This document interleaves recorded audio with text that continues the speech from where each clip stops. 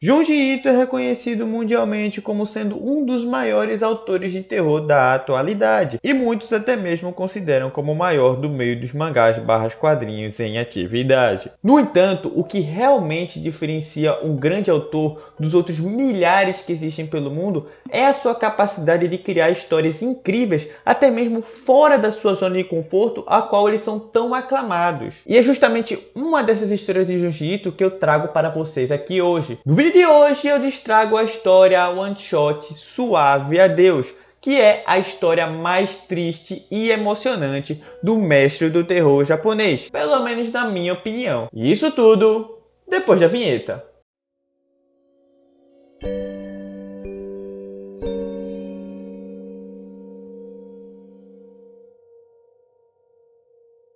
Salve, salve seus nerds da internet! Tudo de boa com vocês? Aqui quem fala com vocês é o Cabs e no vídeo de hoje eu vou falar justamente sobre ela. Vou falar sobre a One Shot incrível, maravilhosa e bem assim, é uma pegada muito mais emocionante do Junji Ito. Estou falando dela, Suave Adeus! E bom, como é que vai funcionar esse vídeo aqui? Eu acho que se você viu meu vídeo anterior que eu falei sobre o Enigma da Falha de Megara, já vai saber como esse vídeo funciona, mas se você não viu, eu vou explicar para você aqui agora. Bom, esse vídeo vai funcionar da seguinte maneira. Primeiramente, eu vou falar uma parte sem spoilers, onde eu falo sobre todas as temáticas abordadas na história, mas eu não vou falar sobre spoilers, e sim um apanhado geral do que é a história, das sensações que eu tive com essa história e tentando convencer você a ler ela e fazer você ficar interessado nela, para aí você ir lá ver essa história e ver se você realmente gostou dela. E depois eu vou falar justamente sobre os spoilers dessa história, que é basicamente um resumo, na verdade, da narração de tudo o que acontece nesse one shot. Eu realmente digo que se você teve interesse realmente em ler essa história, é sério,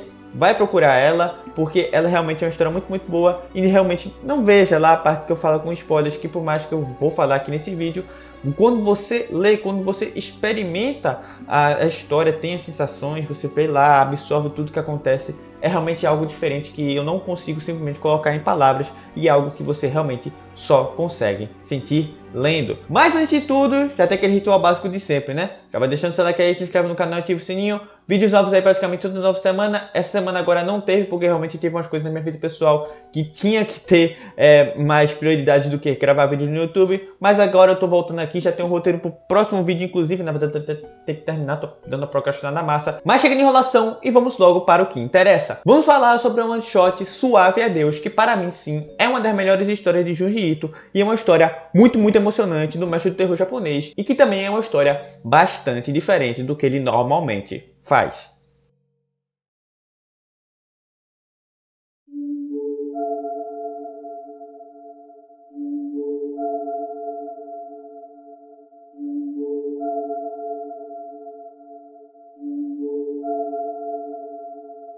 A história vai acompanhar a protagonista Akiko, que assim que se casa descobre que a família de seu marido tem um envolvimento muito grande com o sobrenatural, sendo mais específico, com seus familiares já falecidos. Bom, essa é uma história aqui que, como eu falei agora no início do vídeo, ela tem uma temática um pouco mais voltada para o lado emocional, mais voltada para o drama. Um pouco não, totalmente voltada para esse lado, é melhor dizer dessa maneira, né? E com uma temática forte que, assim, desde o início traz metáforas visuais e narrativas que casam muito bem com o resto da história, o que a história quer tratar, com o tema, com a mensagem que ela quer tratar. Então é justamente isso. No início da história vai aparecer algumas coisas que lá no final o Junji Ito ele não necessariamente vai trazer isso de volta de maneira explícita, mas que quando você relê você vai pegar todos os detalhes que foram tratados ali e você vai dizer assim, caramba, realmente é algo assim, é uma metáfora realmente muito legal. E por meio dessas metáforas, né, narrativas e visuais, a história consegue fazer com que a mensagem que é transmitida, que o autor quer ser transmitida, aconteça de uma maneira muito mais orgânica e que realmente não fica jogando na sua cara, né? Tipo, eu sempre cito isso, né? As pessoas me dizem que eu sou muito chato, mas eu sempre sinto isso que no filme Interestelar, né? Mas estou dizendo um exemplo aqui de fora, tem uma frase que ele diz assim, uma das cientistas diz assim, ah não, é que uma das coisas que a ciência não consegue explicar é que o amor transcende espaço-tempo. Assim, é meio que a mensagem do filme, né? O amor tem um significado sim, utilidade social, integração social, geração de filhos. Nós amamos pessoas que morreram. Qual a utilidade social disso? O amor é a única coisa que somos capazes de perceber que transcende as dimensões do tempo e do espaço. Mas assim, cara, ficou de uma maneira tão esdrúxula ali, tão mal posicionada, só pra fazer a gente querer entender a mensagem que o diretor, que o roteirista quis passar. E assim, trazendo de volta agora pra essa história, Suave a Deus, em nenhum momento existe uma coisa que, assim, a temática, a mensagem é passada de uma maneira que, como podemos dizer, de forma explícita e que subestima a nossa inteligência. E que você vai absorvendo aquilo e no final você chega em uma catarse, assim, que realmente no final, né, como todas as histórias de Jiu-Jitsu, tem um final, assim, muito impactante em todas as maneiras. Você chega nesse final e você diz assim: caramba, realmente eu entendi a mensagem que o autor quis passar, e mesmo que você não se sinta impactado, você realmente consegue captar o que ele quis passar ali. E utilizando dessa regrinha máxima que existe na narrativa, né, que é um mostra não diga, Junji Ito torna essa história muito mais impactante, como eu falei agora. E essa história ecoou muito comigo e foi algo que realmente me pegou. E, sem exageros, me emocionou bastante. Não ao ponto de chorar, mas sim de me sentir realmente tocado e de me pegar questionando sobre como eu acho na minha própria vida mundana aqui, né, saindo do entretenimento. E assim, quando uma história consegue fazer isso, é quando eu digo que caramba, isso aqui é algo realmente diferenciado. É algo que realmente me impactou de uma maneira assim que poucas histórias conseguem fazer. E assim, vamos lá dar logo o disclaimer aqui. É claro que essa história vai pegar de uma maneira muito diferente para cada um, porque depende muito da vida que cada um tem, né, de todas as suas experiências. Porque essa aqui é uma história que tem uma temática muito mais cotidiana, no sentido de assim dizer que ela é palpável com algumas realidades que os autores podem ter. É uma coisa muito mundana porque envolve família, mas assim, não é todo mundo que vai ter pode ter o mesmo impacto aqui com essa história. Mas assim, lembrando que essa aqui é a minha opinião e eu estou trazendo aqui porque é uma história que eu gosto bastante. Você tem um total direito de não gostar tanto dela ou de realmente não gostar dessa história. Mas assim, voltando para coisa boa, cara, a gente tem que falar do final dessa história. Não vou dar spoiler aqui, mas de uma maneira muito geral, como sempre, Jiu-Jitsu consegue criar finais incríveis e que nos afeta de alguma maneira. E se em O Enigma da Filha de Migara, que eu já fiz um vídeo, né, o final te deixa perturbado, nessa história aqui você fica triste, cara, mas com uma pitada, por mínimo que seja, de felicidade. É uma coisa muito doida de se pensar. E é sério, se você se interessou em ler essa história, vai lá e não pegue os spoilers que eu vou dizer agora no vídeo. Essa história aqui veio pro Brasil na coletânea Fragmentos do Horror, publicada pela Dark Side. E assim, vale realmente muito a pena ler ela sem pegar nenhum spoiler, porque essa história aqui pode reverberar muito em você, assim como reverberou em mim, de uma maneira que há muito tempo não acontecia, porque, cara, essa história realmente conseguiu me fazer ficar pensando sobre como eu ajo na minha vida. E como eu disse anteriormente, quando a história consegue fazer isso, consegue afetar uma pessoa a esse ponto, no que não for o meu caso, é quando eu digo, cara, essa história aqui é diferenciada, essa história aqui não é simplesmente uma história puramente por ser história. É uma história que realmente o autor colocou um carinho muito grande nela, teve um cuidado muito grande nela para que ela chegasse nesse nível que realmente conseguisse impactar as pessoas.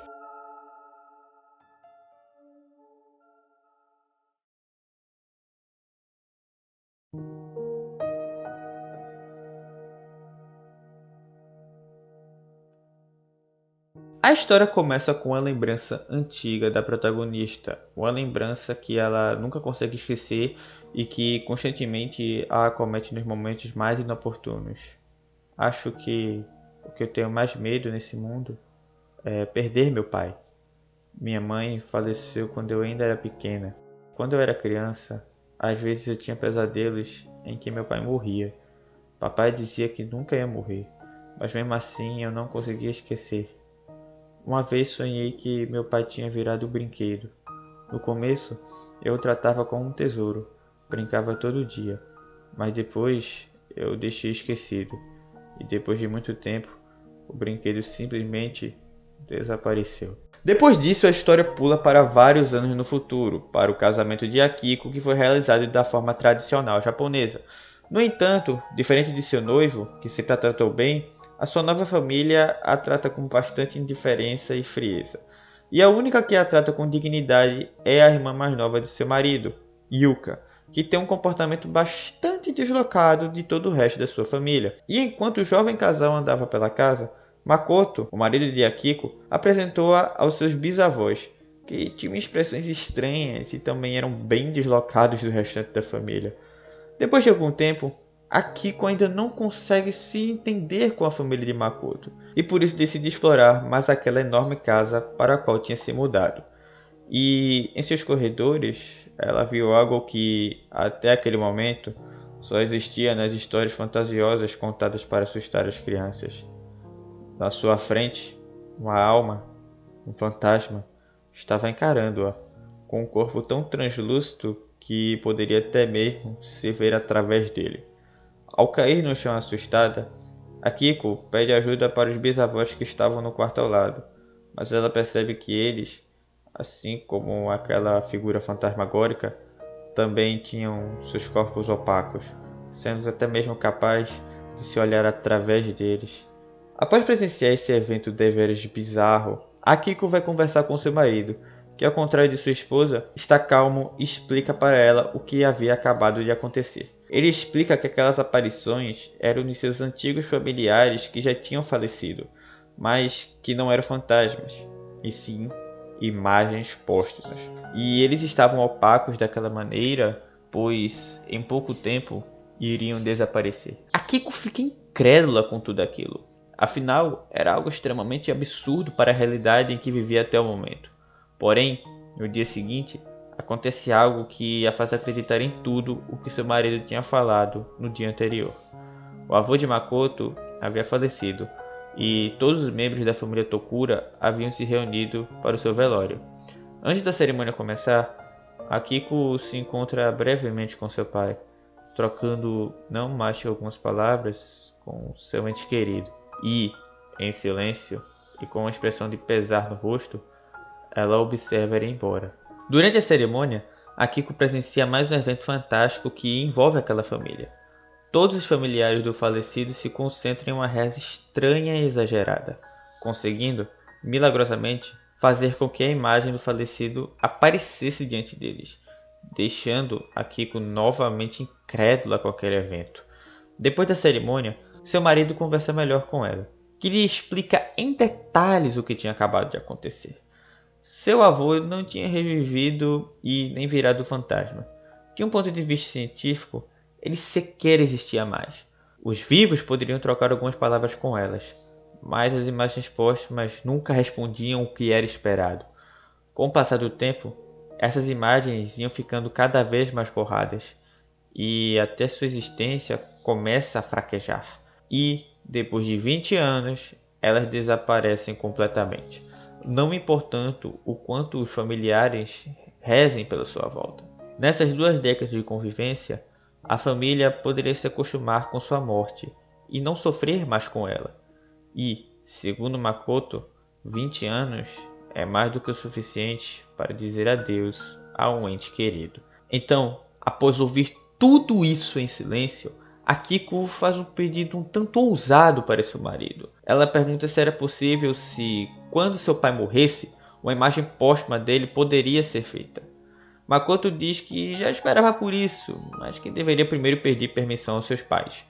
No entanto, como esperado, os familiares de Makoto recusam veemente o pedido de Akiko e ainda ignoram quando a mesma pede desculpas pelo seu pedido bastante egoísta. Mais tarde, Akiko está chorando em um canto e ela acaba sendo consolada por sua jovem cunhada. A pequena Yuka diz que gostava bastante dela e Akiko se sente melhor com aquela fala.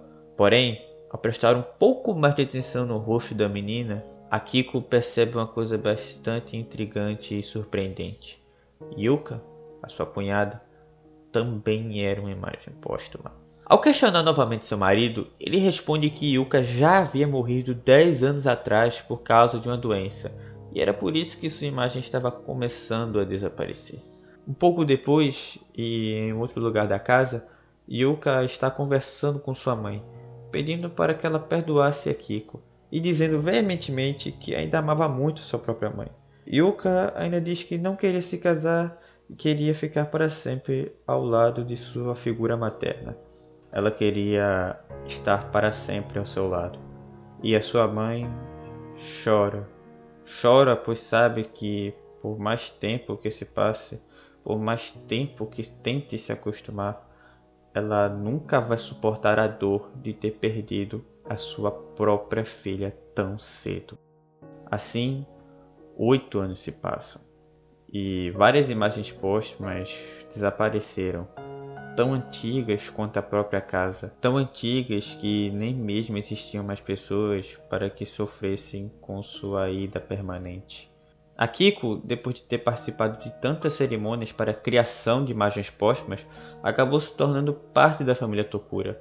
No entanto, seus sogros continuavam a ter uma atitude fria em relação a ela, mesmo com Akiko sempre se esforçando para fazer com que eles a aceitassem como parte da família. Porém, certo dia, ela vê algo que estilhaça seu coração. Makoto, o seu marido, estava se encontrando com uma outra mulher. Ao confrontá-lo mais tarde naquele mesmo dia de sua descoberta, Akiko pergunta se eles têm alguma relação mais especial e Makoto revela que planeja se casar com aquela mulher. Akiko não aceita isso e acaba até mesmo sendo agredida pelo marido. Todavia, no momento seguinte, o mesmo se arrepende de ter feito o que fez, não só em relação àquela agressão, mas sim em relação a toda a verdade. Ele revela que, há 10 anos atrás, quando ambos iam se casar, mais especificamente um dia antes da cerimônia, Akiko tinha sofrido um acidente fatal e falecido no local. Então Makoto implorou a sua família para que criasse uma imagem póstuma da falecida noiva, conseguindo assim permanecer ao seu lado por mais alguns anos. Então Akiko se depara com a dura realidade e percebe que ela própria é uma imagem póstuma. Mas, ao contrário do que se imaginava, ela permanece calma e se sente até mesmo relaxada. Ela iria desaparecer em 10 anos, mas não se sentia desesperada ou algo do tipo. No dia seguinte, ela secretamente sai da casa do Tokura, mas antes de ir, acabou se deparando com a imagem póstuma, já quase totalmente translúcida, de sua jovem cunhada. E depois de se curvar algumas vezes em sinal de respeito, enfim sai da propriedade. Enquanto retornava para sua antiga casa, ela lembra novamente que desaparecerá em 10 anos, perguntando-se quem iria embora primeiro, ela ou seu pai.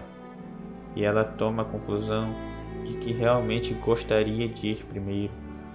Enfim, quando chega em casa, sua imagem já está translúcida, indicando que já estava chegando aos seus últimos anos de existência. Ela iria aproveitar os últimos anos com seu pai, a única pessoa que realmente a amou durante toda a sua vida. Porém, ela só tinha percebido isso quando ela própria já estava se esvaindo do nosso próprio mundo. E aquele brinquedo, que há tanto tempo estava guardado tão fundo naquela gaveta, agora iria, pela última vez, ser retirado das sombras e proporcionar a verdadeira felicidade para a criança que sempre o amou.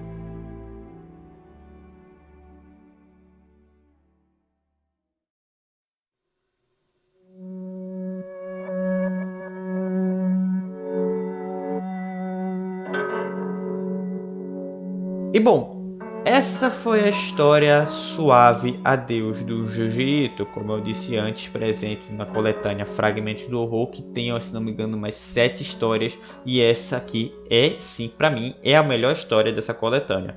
E bom, aqui vemos algumas coisas, algumas considerações que eu tenho antes de realmente finalizar esse vídeo. Aqui, como disse antes, o final de Junji Ito, ele é realmente impactante, é realmente a coisa de você ver a Akiko já desaparecendo e a história acaba assim, sendo um final triste, semi-aberto e que nos deixa bastante pensativos sobre o que aconteceu depois, mesmo já tendo uma conclusão daquela história, assim como todos os finais do Junji Ito, e esse aqui eu gosto pra caramba porque realmente é algo que realmente nos deixa pensando.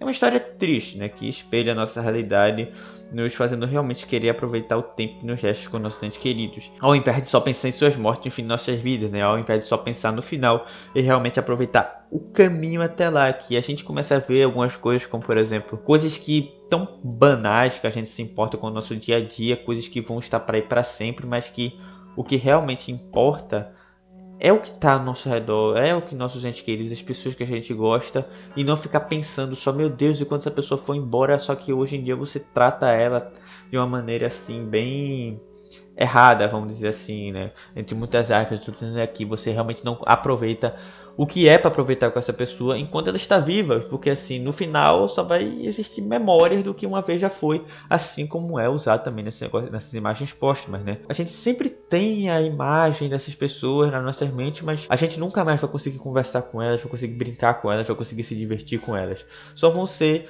memórias de muito tempo que foram esquecidas e nunca vão ser realmente como se fosse aquela pessoa na sua frente. E todas essas metáforas que desde o início o Junji Ito começa a colocar aqui, cara, assim, foi um insight muito bom. Imagina no dia que ele estava criando essa história aqui, que, cara, a genialidade dessa história realmente é algo que beira até essas grandes outras histórias, né? Eu fiz um vídeo, inclusive, sobre as melhores histórias de Junji Ito e... Não, com certeza essa história aqui tava, agora eu não lembro realmente, mas com certeza eu coloquei essa história aqui, porque, cara, ela se equipara realmente às melhores histórias do Junji Ito e é realmente uma história que foge do terror que ele é reconhecido mundialmente. E quando eu falo que grandes autores, eu considero realmente, quando eu aumento o sarrafo assim nesses autores, que eles fazem tipo um autor que faz muito terror e do nada vai pra drama, assim, consegue criar histórias incríveis, também é o Stephen King, né? Que ele tem as duas das melhores histórias de Stephen King para mim, que é Um Sonho de Liberdade e A Espera de um Milagre, que são dele, né? São histórias muito mais voltadas para o drama, mas que, cara, o Stephen King é reconhecido como mestre do terror, mas quando ele quer fazer história de drama, ele consegue fazer histórias desgraçadamente boas. E é justamente o que acontece aqui em Suave a Deus, que para mim sim é uma das histórias mais emocionantes que eu já li na minha vida, e é uma história curta, tem 30 e poucas páginas dessa história, o que deixa realmente ela muito mais impactante, que não é algo que demora. Eu não cheguei a chorar, como eu já disse aqui, mas que é realmente algo que assim me fez dar uma lacrimejadazinha com esse final, porque depende muito assim da relação que você vai ter, não só com seu pai, aqui que tem nessa história, mas sim com seus familiares, e é por isso que eu considero essa aqui a história mais triste e emocionante do mestre do terror japonês.